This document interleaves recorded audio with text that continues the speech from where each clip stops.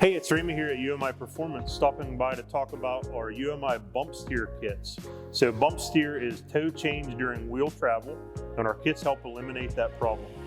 They feature a 6061 T6 hex sleeve here that replaces the stamp sleeve and the outer tie rod end on your vehicle.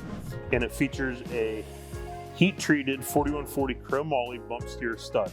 So the stud here fits your factory steering arm, and then the spacers change the angle of the tie rod, which reduces or eliminates bump steer.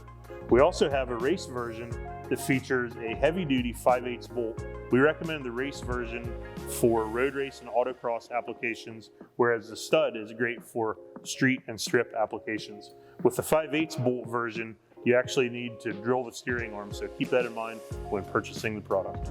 If you have any product-related questions about any of the things you see in our videos, you can email us at sales@umiperformance.com.